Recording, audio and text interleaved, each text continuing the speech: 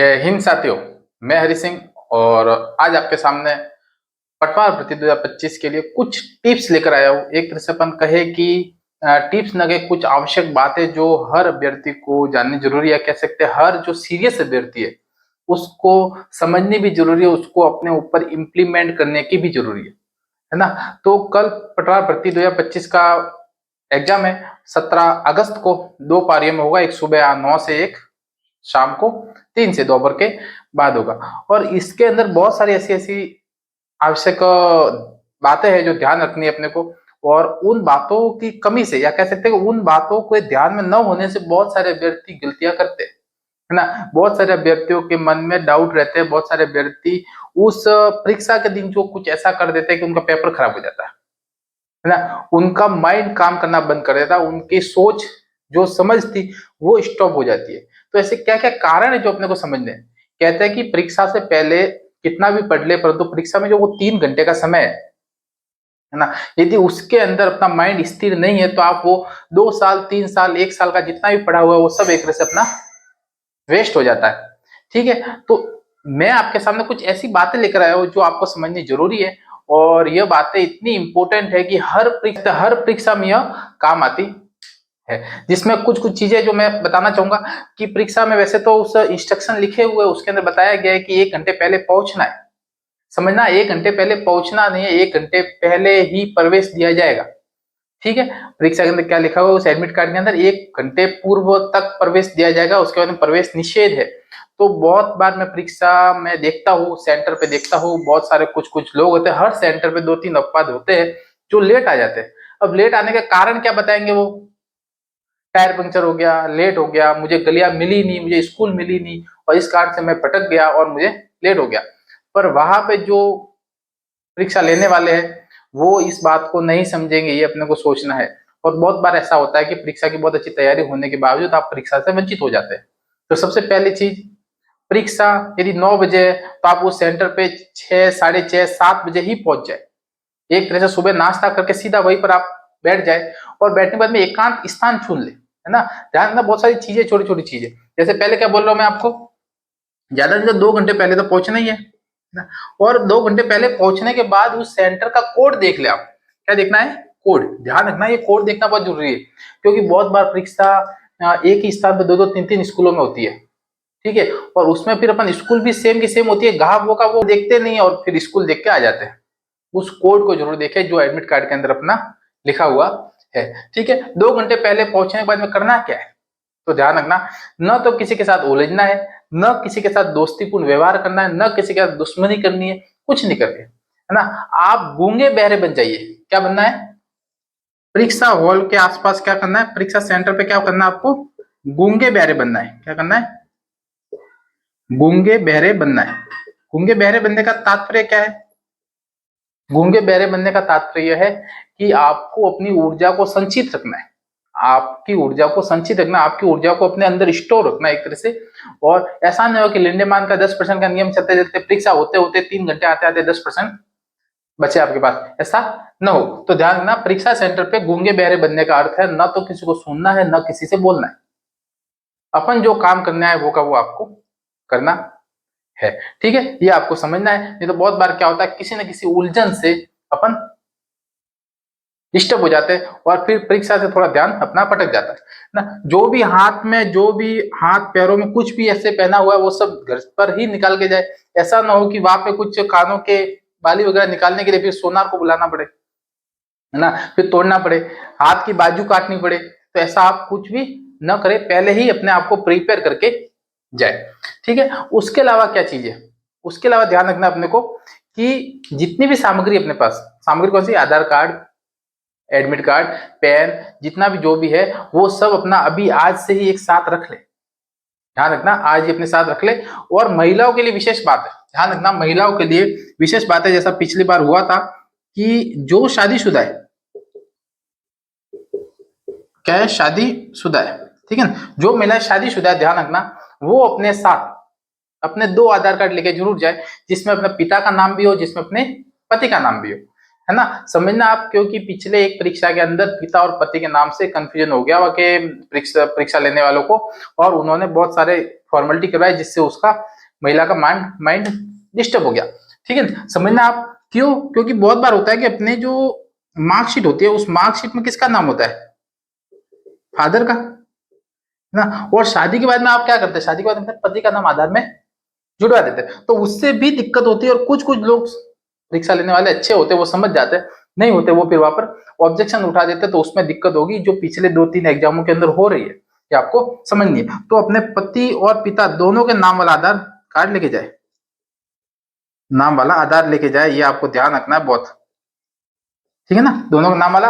और मार्कशीट भी लेके जाए, ऐसा हो तो आप पति का यदि आधार कार्ड लेके जाए तो पिता के नाम वाली एक 10वीं की मार्कशीट भी लेके जाए जिसमें पिता का नाम लिखा हुआ हो, ताकि आपको दिक्कत का सामना न करना पड़े। ठीक है, ये आपको समझना है। समय का ध्यान मैंने बता दिया, परीक्षा सेंटर पे गूंगे वो बहरे होना, किसी से उलझना अपने को नहीं है। ठीक है, आगे अपन देखते हैं कि परीक्षा हॉल में क्या करना है अपने को। परीक्षा हॉल में क्या करना है, जो जो आपको कहा जाता है, समझना, आपको जो जो कहा जाता है वो करना है, बस जो कहा जाता है वो करना है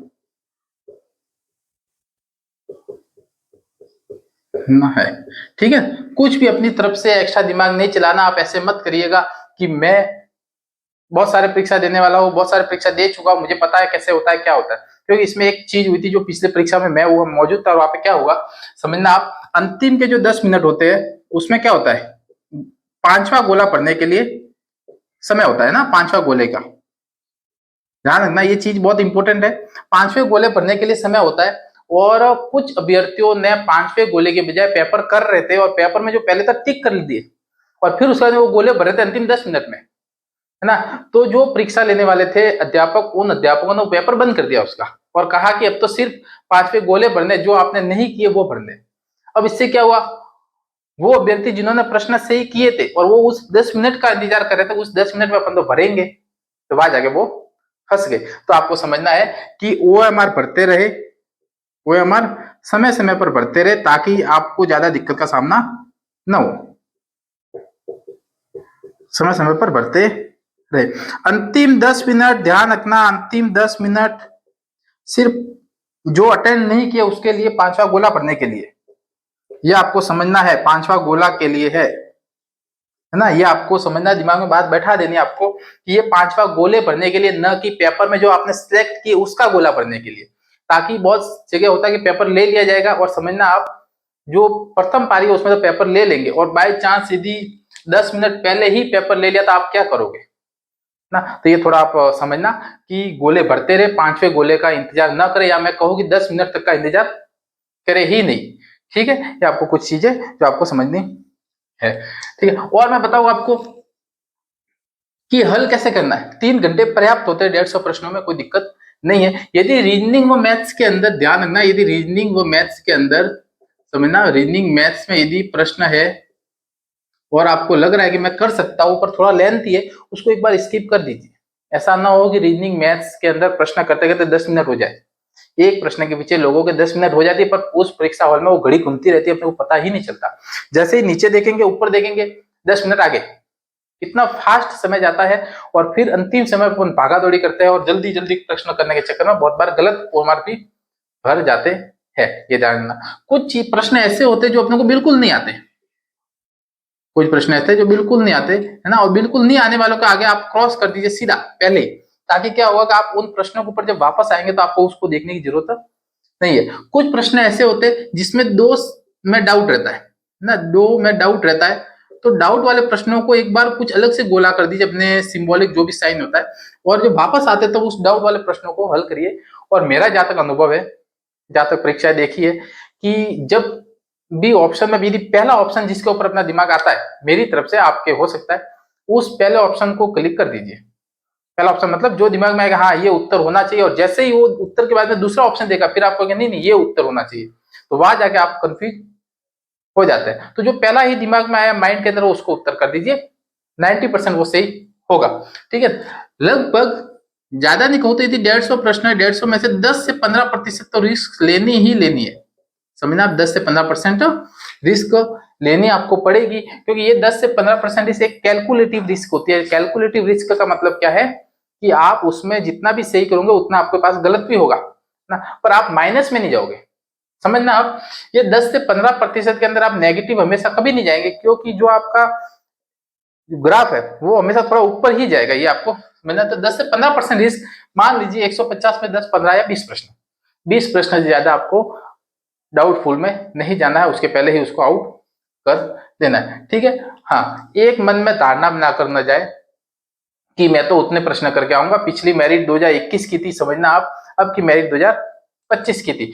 अब रात दिन का फर्क होगा, पेपर बनाने वाले अलग थे, पहले अलग थे ना, तो आप पुराने पेपरों के हिसाब से भी न जाए कि उसमें इतनी मेरिट रही थी, अपन तो इस बार अच्छी मेरिट रखेंगे ना। हो सकता है पेपर बहुत सिंपल आए, और मेरा मानना है जहां तक कि पेपर का स्तर बहुत सिंपल रहेगा, और उस सिंपल के अंदर मेरिट अब करेगी, ये आपको ध्यान रखना है। तो ये कुछ कुछ आवश्यक बातें थी जो आपको समझनी जरूरी है ना।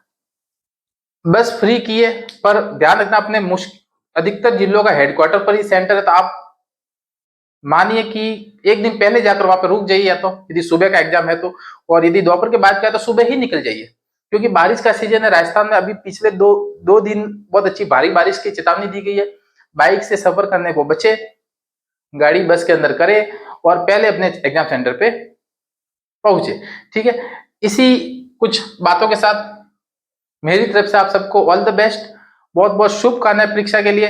परीक्षा होने के बाद में पेपर का एक बार अपन सॉल्यूशन जरूर करेंगे, ताकि अपना मूल्यांकन कर सके कि अपन उस 3700 लोगों के बीच में आने की कगार पर है या नहीं है, ठीक है। चैनल को सब्सक्राइब नहीं किया तो चैनल को सब्सक्राइब जरूर करें। इसी चैनल पे अपन पटवार भर्ती की रिवीजन की है, बहुत बार लाइव क्लास ली है अपन ने, और आगे अपन 4th ग्रेड और 2nd ग्रेड के लिए भी कुछ महत्वपूर्ण टॉपिक्स के साथ अपन यहाँ पर आएंगे, ठीक है। तब तक पटवार का एग्जाम दीजिए एकदम चित मन के साथ, धैर्य के साथ।